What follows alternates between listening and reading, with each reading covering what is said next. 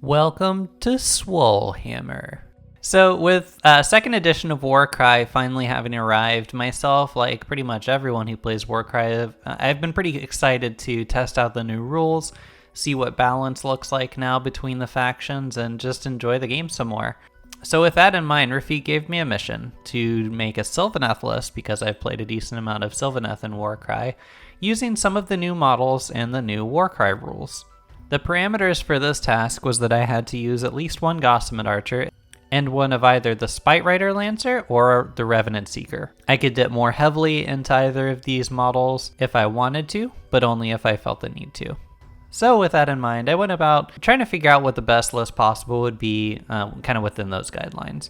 So looking at the new Sylvaneth reaction, it's actually pretty strong. It's called Vengeful Spites.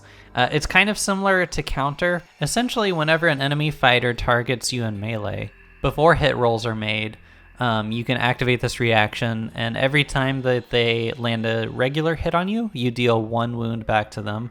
And every time they deal a critical hit on you, you deal 2 wounds back to them. So if you look at the action economy of this, if you have something like a Kurnoth Hunter, it's not really worth burning one of your potential attack actions on Vengeful Spites, because your regular attack action will do a lot more damage than Vengeful Spites. However, when you're looking at really cheap spammable units, like for example Dryads, that becomes a lot more valuable. You can fill a list with a lot of Dryads, have them sit on points, and then make your opponent really consider, is it worth hitting into this thing, or should I just leave it alone and attack other targets? Anytime that you're able to put your opponent in an inconvenient position where they can't decide what to do, that's good for you. That's value.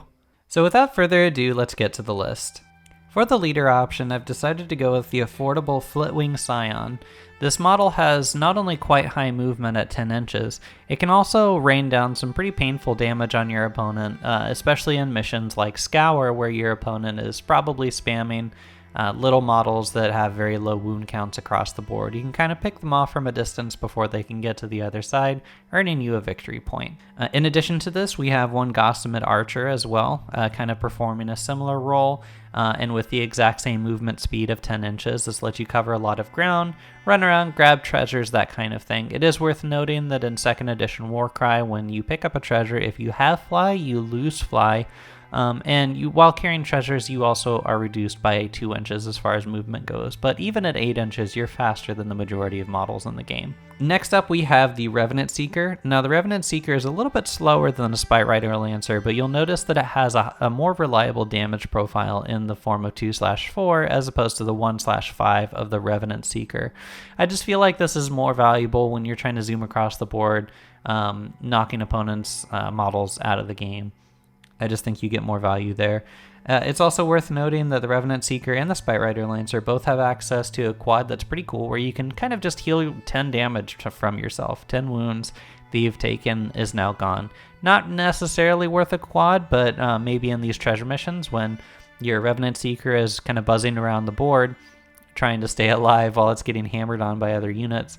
If you manage to knock off like a cheap unit, you can go ahead and heal 10 wounds off yourself and make your opponent want to pull out their hair in frustration. Coming up next is a Kurnoth Hunter with Scythe. It's a little bit of a slow model, but it's, a tried and true favorite. Really solid, reliable to, sit one of these on a point, and if your opponent tries to come in and deal with it, it's going to get carved up pretty quickly. It's also a really good user of the Envoy of the Everqueen quad. It's never, fantastic to rely on quads, but it's a really powerful party buff, kind of AoE, to where if you're in a group fight, this will probably swing it in your favor for an entire turn. Last but not least, we packed in 5 Dryads that you can kind of spread across the board, and like we said at the top, just kind of don't worry about using your attack actions, just you burn those reactions anytime that you can, and then if it comes around to your activation and you have to kind of activate them, if you have actions left, go ahead and just throw those attack actions and maybe you'll roll some 6s for crits. Overall, that's pretty much the idea of the list. This isn't a list that I would recommend taking to something like a tournament,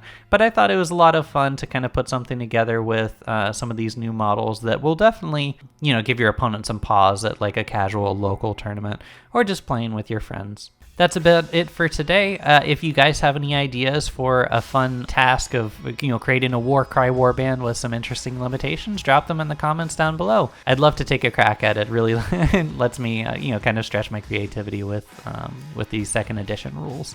That said, take care of yourselves out there, and as always, stay swole.